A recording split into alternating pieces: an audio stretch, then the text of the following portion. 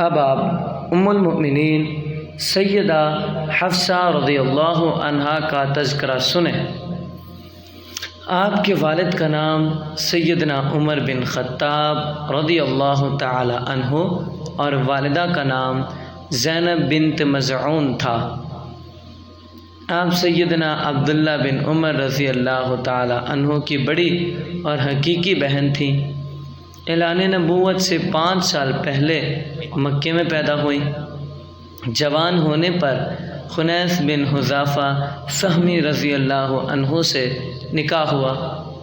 دونوں بڑے اچھے طریقے سے زندگی بسر کرتے رہے۔ آپ اپنے ماں باپ کے ساتھ ہی اسلام لائیں۔ آپ کے پہلے شوہر خنیس رضی اللہ عنہ بھی مسلمان تھے۔ آپ نے اپنے شوہر کے ساتھ مدینے کی طرف ہجرت فرمائی۔ 2 ہجری میں غزوہ بدر ہوا۔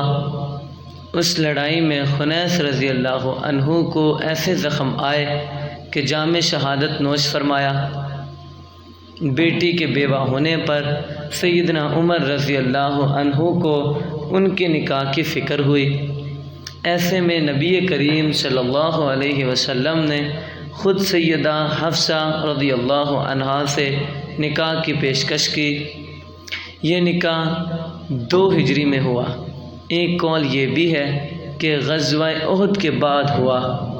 نکاح کے بعد آپ حرم نبوت میں رہنے لگیں۔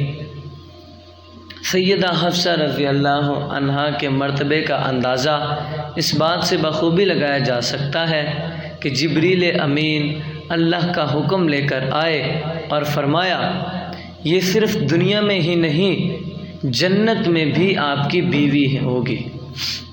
سیدہ حفصہ رضی اللہ عنہا نے شعبان سن 45 ہجری میں انتقال فرمایا۔ یہ سیدنا امیر معاویہ کی خلافت کا زمانہ تھا۔ مدینے کے گورنر اس وقت مروان بن حکم تھے۔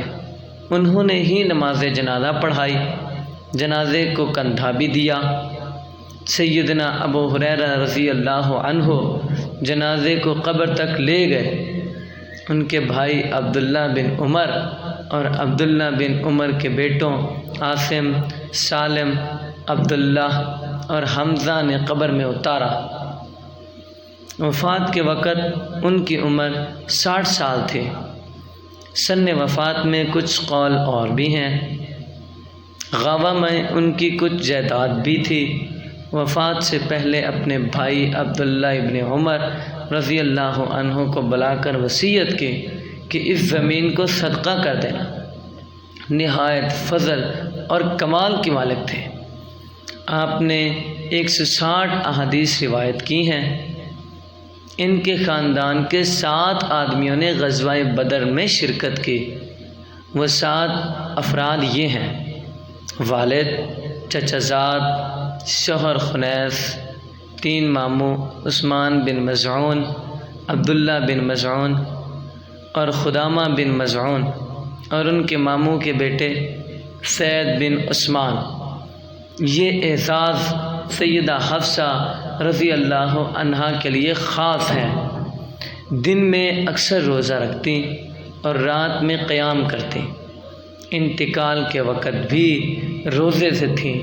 اللہ تعالیٰ کی ان پر ہزارہا رحمتیں ہوں۔